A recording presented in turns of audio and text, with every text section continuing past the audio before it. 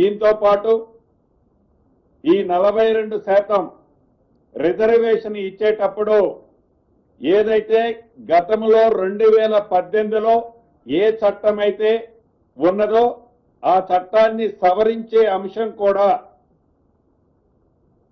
ఈ రోజు కేబినెట్ లో ఈ 42%ని ఇంప్లిమెంట్ చేయటం కోసం ఆర్డినెన్స్ ద్వారా ఆ చట్టాన్ని కూడా సవరించే విధంగా కేబినెట్ ఆమోదించడం జరిగింది. అదే రకంగా రాష్ట్రంలో ప్రతిష్టాత్మకంగా ఉన్న 2 ఎడ్యుకేషనల్ ఇన్స్టిట్యూషన్స్ ని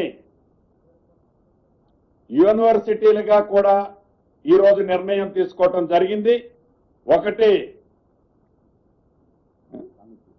అమితి, ఇది మన దేశంలోనే కాదు ప్రపంచవ్యాప్తంగా ఒక 15 యూనివర్సిటీలను తీసుకుంటే అందుట్లో ఇది 11వ స్థానంలోనో 12వ స్థానంలోనే ఉంది.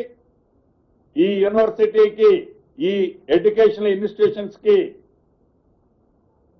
రాష్ట్ర ప్రభుత్వం యూనివర్సిటీగా దీంతో పాటు Saint Mary rehabilitation education institution కూడా యూనివర్సిటీగా ఈ రెండింటిని గుర్తించడం జరిగింది. రాష్ట్ర కేబినెట్ ఆమోదించడం జరిగింది.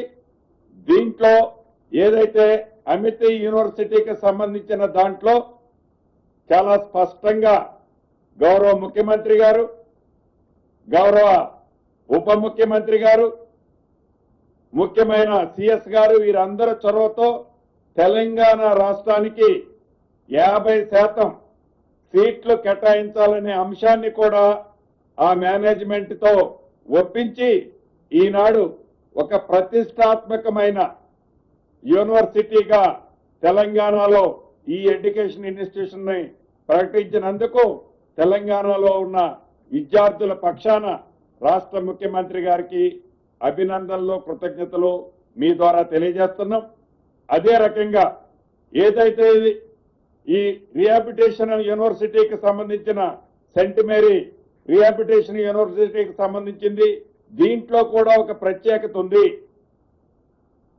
ఏదో అన్ని యూనివర్సిటీలాగా కాకుండా ఒక స్కిల్ డెవలప్మెంట్,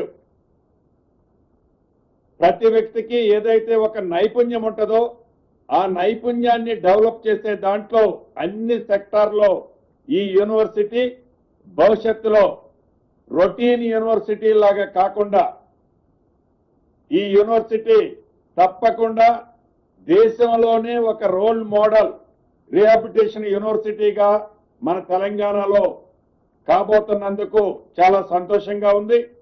అదే రకంగా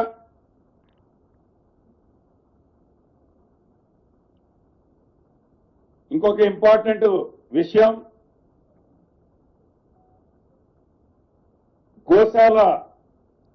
గోశాలకు సంబంధించిన అంశం. ఈ గోశాల పాలసీ మనం రాష్ట్ర వ్యాప్తంగా సుమారు 306 గోశాలలు ఉన్నాయి. ఈ గోశాలలు అయితే ఉన్నాయి, కానీ దీన్ని నిర్వహించే దాంట్లో ఆ పశువులకు సంబంధించిన తెల్ల పశువులకు సంబంధించిన అంశంలో కుప్పలు తెప్పలుగా గోశాలలో ఉండే ఏరియా చాలా లిమిటెడ్ ఏరియా ఉంది. పశువుల సంఖ్య చాలా ఎక్కువ ఉన్నాయి. దీనికి సంబంధించిన దాన్ని కూడా మా గౌరవ మంత్రివర్యులు దీని మీద గౌరవ ముఖ్యమంత్రి గారి సూచనలతో ఆలోచనలకి ప్రభుత్వం అనుగుణంగా గౌరవ మంత్రివర్యులు కొత్తగా వచ్చిన దీని మీద క్షుణ్ణంగా స్టడీ చేసి ఈ పాలసీకి సంబంధించిన అంశాన్ని కూడా ఈరోజు కేబినెట్ లో ఒక డిస్కషన్ చేయటం జరిగింది. దీన్ని ఇంకా కొన్ని మోడిఫికేషన్స్ తో చేయాలి అనేది కేబినెట్ సహచర మంత్రులు గౌరవ ముఖ్యమంత్రి గారు సూచించారు. దాని గురించి ఆ సబ్జెక్టు గౌరవ మంత్రి గారు వారు ఎక్స్ప్లెయిన్ చేస్తారు. అదే రకంగా ఏవైతే రాష్ట్ర వ్యాప్తంగా